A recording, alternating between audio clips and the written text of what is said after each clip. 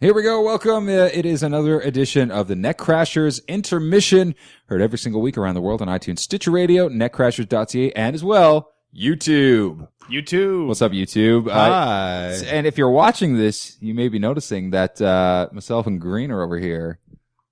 And me. And technically Reynolds, but he's usually clean-shaven, I think. But myself and Green are especially. No beards. Movember is underway. And we're participating. Oh, of course. It's fair to say that we're mowing. Got the mustache is starting to come in a little bit. So as the next few intermissions progress, we're going to see the progress of a dust collector. Yeah, a soup catcher, Womb broom. lip critter. I'm hoping to have a Paul McLean by the time this is all over. And I'll wear the glasses and do the whole shebang. I'm going for straight Freddie Mercury. Nice. Like just straight up Freddie Mercury. Yeah, that's who my dad looks like, and I look a lot like my dad. So I'm going for straight just Freddie Mercury. There's a poll on NHL.com every year about who has the best Movember mustache, and Paul McLean is always on it, Absolutely. and Paul McLean always wins it. Because of he's course. got the best one. He's had it since he's been a player. Yeah. Greener is in the house. Hi. Reynolds is in the house. Back again. Lutz in the house also. It's kind of a formality, but we like to get it underway. We do have, of course, Netcrashers 2-Minute Minor. That is going to be kicking off the intermission, as it does every week as well. We'll have the Chirp of the Week, a repeat. It's a bit of a repeat for Chirp of the Week in that we've got somebody who was a previous Chirp of the Week coming back on. And at the end of this segment, we'll talk about a new segment that we're going to have coming up for you a little bit later on this month, coming up next week on the intermission. But I guess without any further ado, why don't we get into this week's 2-Minute Minor, shall we? Let's dive deep. This week we're talking, because this week on the actual episode 107, we talked about rookies. And we got a question in from the website, and the person asking the question, a guy by the name of Jim. Jim wants to know sophomores. Just Last year's rookie crop, how are they doing this year? What do we make of the sophomores this year? Basically, it's kind of like a sophomore spotlight. So we're gonna get it underway. Reynolds, you want to start us off? Yeah, I can start this week, and then we'll go around the horn. Yes, indeed. Clockwise. Sounds good, buddy. Alrighty, here we go. 2-Minute Minor, sophomore spotlight, kicking off in 3, 2, 1. The sophomore I'd like to focus on is Tyler Johnson, the smallest center for the Tampa Bay Lightning. Last season, he was named to the 2013 All-Rookie team alongside teammate Andre Palat and Calder winner Nathan MacKinnon. He stepped up big last year in the absence of Steven Stamkos and finished his rookie season with 50 points. It looked like he might be affected by a sophomore slump early this year with only 1 point through 3 games. However, in 9 games since, he's put up 13 points, strung together a 7-game point streak, and exploded for a 4-assist night in a 7-3 Lightning win versus the Coyotes. Johnson now has 1 goal, 13 assists through 12 games this year, and looks on track to improve upon last season and improve upon his NHL career. Frederik Andersen has blasted on the scene and has put all NHL snipers on high alert. Last season, Andersen posted a 2.29 goals against average and a 923 save percentage, going 20-5 in the process. The Ducks are so confident in Andersen, they let Jonas Hiller walk away as a free agent. Now in his sophomore year, Frederik Andersen is playing even better hockey. In 8 appearances so far this season, Andersen has amassed a 7-1 record with a 941 save percentage and a 1.6 goals against average.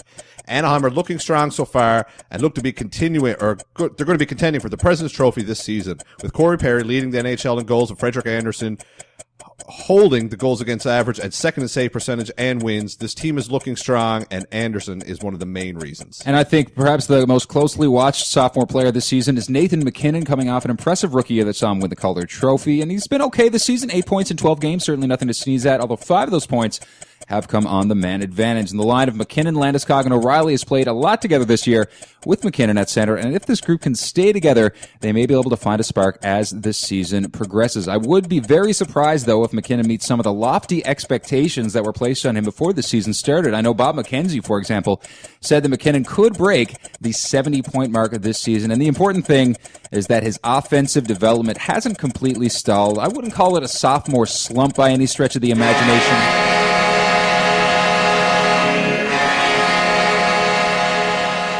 Not a sophomore slump, just an adjustment period. Nice. Almost had it. They almost got it. That's the first time we've ran out of time on the 2-minute minor. It feels good. Exactly, yeah. Yeah, but Frederik Andersen, I got to say, he's been very impressive. Absolutely. He's the reason why Gibson was sent back down to the AHL. Yep. And he came out of nowhere, really. No one saw him coming. looks like he's going to continue that, and he's the starter now with the departure of Jonas Hiller in the offseason. And a lot of people had really, he's the guy. And a lot of people had John Gibson pegged to be the de facto number one in Anaheim because of the fact that he got the bulk of the starts going down the stretch last year. He got the bulk of the starts in the postseason last year. And coming into this season, it's something about Anderson, I guess, in camp that really put a bit of a twinkle in Bruce Boudreau's eyes, because he has been the guy and he has carried that weight. Oh, without a doubt. To quote the Beatles, he's made it work. And then you bring up John Gibson in it all, and John Gibson can take over if Frederik Andersen has a slump or anything along those lines, because Gibson is or will be a starter in the NHL. So they have a perfect combination. That's something that the Anaheim Ducks have really done well in the last few years. So much of a revolving door on that team, but they've had such stellar goaltenders. You got to think that the goaltending coach down there, just the way that they run the practices or they develop their talent down there, is doing something fantastic. The scouting. I think the scouting has a lot to do with it, because they got a lot of guys from Europe, Jonas Hiller, Frederik Andersen, and before him, the guy who went to the Edmonton Oilers. Victor Foss, yeah. He's another guy who played in Europe and then came over and had success pretty much immediately. Mm-hmm. Just like Anderson and Hiller before him. Absolutely. And I mean, there was a couple of sophomores you could have talked about in Tampa Bay. Tyler Johnson being one of them, having a great year, really turned into a solid playmaker. Andre Palat is another one, a guy that was also nominated for the Calder Trophy last season. Not off to as good of a start, but not too bad on the year so far with Andre Palat. Getting crowded down there as far as the offense is concerned in Tampa Bay. Like, there's a lot at play, because we've seen the emergence of Nikita Kucherov for the Tampa Bay Lightning. Of course, Jonathan Drouin is in his rookie season. Victor Hedman before he went down to injury. Vladislav Nemesnikov as well. I mean, lots going on down there as far as their offense is concerned. It's so hard to try to spread those minutes amongst all these players that can score and that are now bona fide scorers. Yeah, it's something it's going to have to give somewhere. They're going to have to give somebody up, and they're facing kind of a similar problem in net as well, because they've got Ben Bishop, of course, their number one goaltender right now. You've got Krister Zgudlevsky from Evgeny Nabokov. You've got Evgeny Nabokov there. You've also got Cedric Desjardins in the system, I believe. He came over in the Dustin Tokarski trade last year. Not only that, you've got the Russian Andrei Vasilevsky, guy that has been the key to Russia's success in the World Junior Tournament the past number of seasons. Still in Russia, I believe. Yes, I believe. I'm not, I believe he's playing the AHL this year. I think he came over.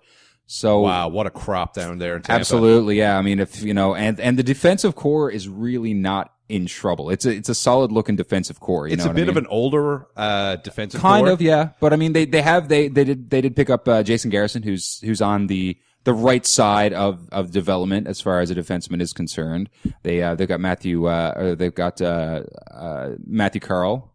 Or Matt Carl. Matt Carl. I mean, obviously Victor Hedman. So Tampa Bay Lightning, watch out. You never know. You could look at a trade for one of these guys that can be a goal scorer on any other team that are one of the forwards for the Tampa Bay Lightning, looking to pick up a young rookie defenseman for sure, or a younger defenseman. Yeah. Well, Tampa Bay is deep right now at every position.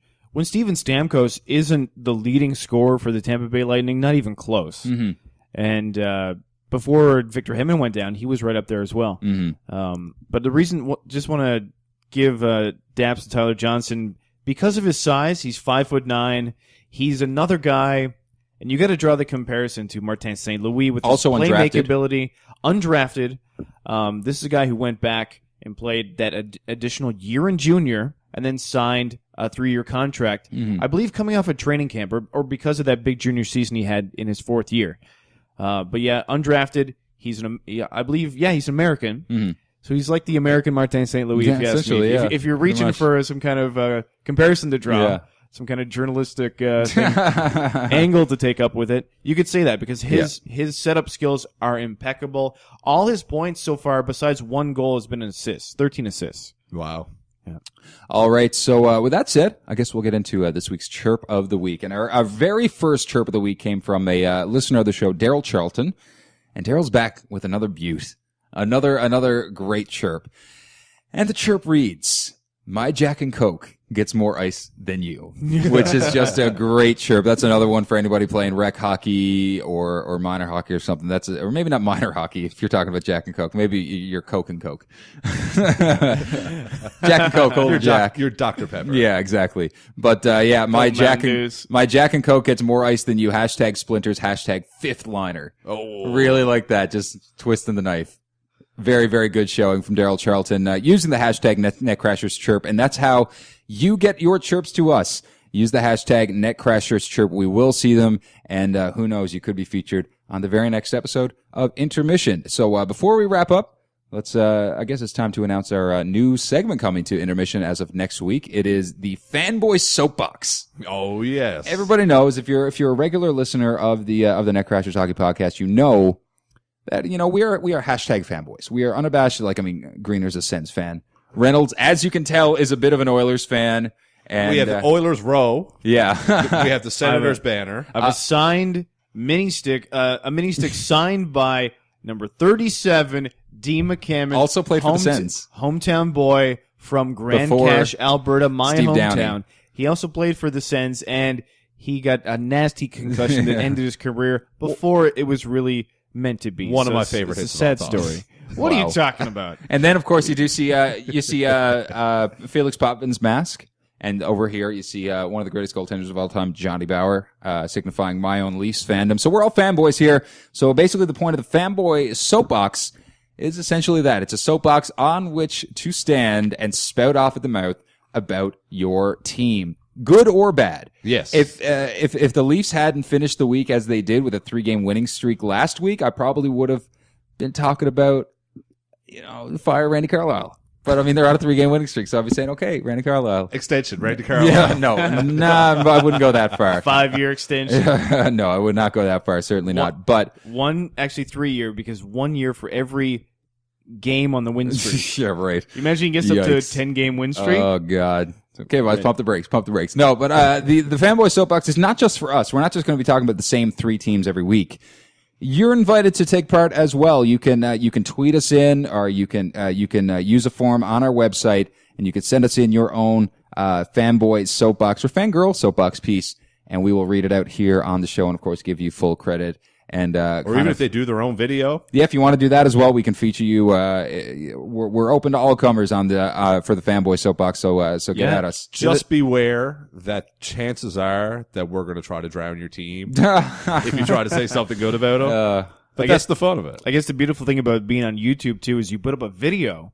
We can put the video up. Exactly. Embed it inside of this one. If you write something, we can throw the text up on screen while we're reading it and make it really interactive and involve everybody who's watching. It's the beautiful part of SJS Industries. We have all these multimedia facets on hand. We're essentially Rogers Media, but on a much smaller scale, operating in a basement. In my basement. Yeah. Hashtag don't get sued. Hashtag no. Yes, all rights reserved. Rogers Media Global. All right. Thanks so much for joining us. That just about wraps up the Netcrashers Intermission. We are donezo for another week. We will be back with episode 108. Of course, that's coming up this Monday morning. So make sure that you tune in for that. Who knows who we'll be talking to? Who knows what we'll be talking about? Well, that's the surprise. That's the best part of waiting for Monday morning. Exactly. Or I guess for us, it would be Sunday evening. Yeah. But for the listeners, Monday morning, check us out. Download it. Exactly. Where can they do all that stuff, Reynolds? Netcrashers.ca is the place to find everything Netcrashers. Listen to the podcast. Link over to YouTube. Watch the videos. You obviously found the video somehow. You might have found it through Facebook as well. That's another way of finding us. You can also listen to the podcast on Stitcher Radio. If you use Stitcher, use the promo code NetCrashers. And remember, if it's YouTube, if it's iTunes, if it's Stitcher, please rate and review if you watch or listen to the show. Please. And the best way to get in touch is on Twitter at NetCrashers. Hashtag shaving them beards. No one right now has any hair on their face for the first time in over 8 years. First time ever that all 3 Netcrashers have been freshly shaven. Probably going to be the last. Probably. I'm so cold. Yeah, me too. My face is freezing. And I'm wearing a stocking hat, and that's just to keep my body temperature at regular. Get at me at Jeremy_Reynolds. Hashtag winter is coming. Get that facial hair going, boys. I am at Stephen Leth, STPHENLETH. Hashtag can't wait to bash the Leafs. I am at NL Greener. Thank you guys for watching, listening, everything that you do. We love the fuck out of every one of you guys. And always lace them up.